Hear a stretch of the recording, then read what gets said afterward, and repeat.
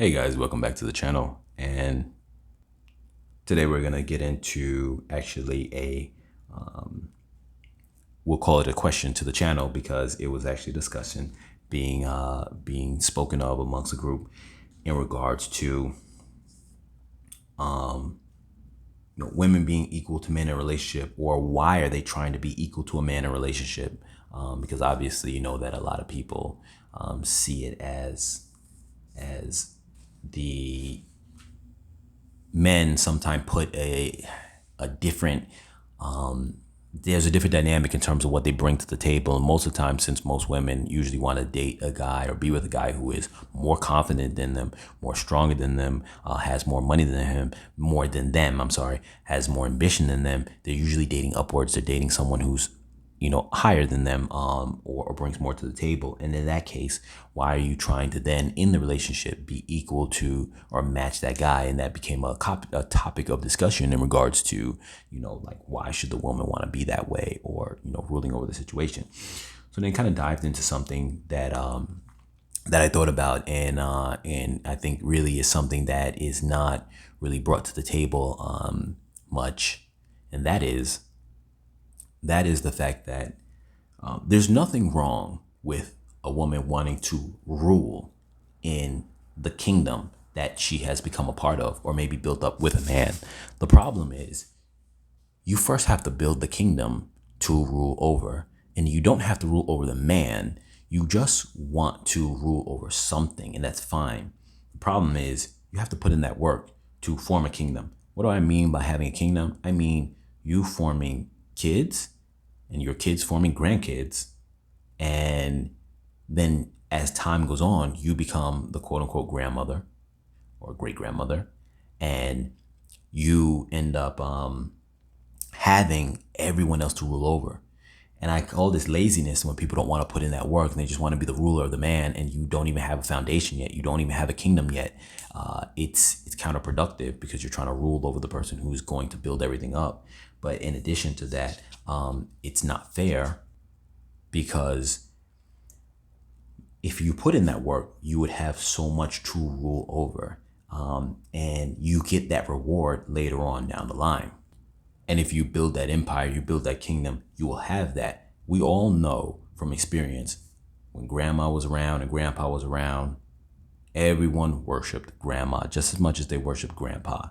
The only person who quote unquote would have been superior, if you want to use that word, or had more power than grandma was probably grandpa. And most of the time, grandma was doing whatever she needed to do to make grandpa feel good. But she also knew all my kids did everything I told them to do. All my grandkids did everything I told them to do. So when grandma was like maybe 80 years old, her kids, will say, go by generations of 20 years. Her kids maybe at 60 would be like, whatever you need, grandma. But guess what?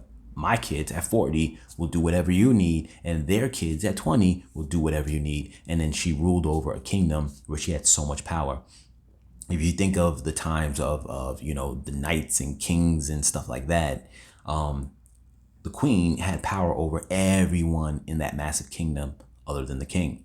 And they were fine with that because it was such an important position, almost like a vice president. A vice president has power over everyone except for the president, and most people are fine with that. The problem is you first have to do the work to have a kingdom below you. And a lot of people sometimes get lazy with not wanting to have the kingdom below them to even rule over. They just want to rule over somebody, say, let me rule over the king. But the problem is that if a queen rules over a king, nothing gets done. A man will not build resources, a man will not build an empire, and all that falls to pieces because the person who's building also has to be the one running the show. That is a requirement in life, and a lot of people don't realize that. I'm going to say it again.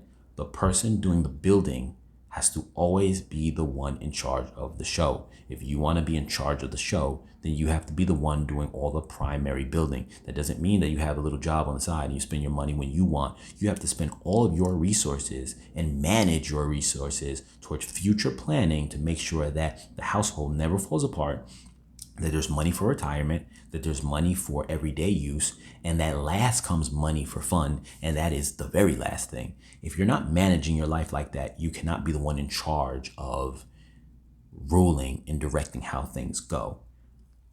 And another thing too to make note of is in regards to women sometimes wanting to rule the kingdom and have equal power to the man in a relationship, one thing you need to always understand is this: a king will always die for everyone in his kingdom. So understand, he needs to be considered the king. He needs to be the ruler, because that one thing alone has so much weight. It needs to be understood. And I'm going to repeat it again. The king will die for everybody in his kingdom. So if you have a household with you guys, as you get older and you become the grandparents, you got kids below you, and then they got kids below you, which is why you're grandparents. I'm not saying that the queen won't do what she has to do, but the king will say, before anybody touches anyone in my kingdom, as long as I'm still the ruler of my kingdom, which usually sometime by that time when you're really old, it gets passed down to the next one oldest in line, which is like the next son or whatever the case is. But the point is, until he forms his own kingdom. But the point is that he will die for everyone in that kingdom. If you look at lions, the women, the female lioness run around, they go and do all this extra kind of work, running and hunting. Yeah, it might seem like they do a lot of work, and they do a lot of work, but guess what? When they got to take down that big buffalo, the male lion comes and he helps take down that big buffalo. But here's the one key factor too, is when other male lions come to invade that male lion's pride in his family, he will die before he lets those other male lions come to his family, because he knows that means his whole family's in danger. He'll lose his legacy.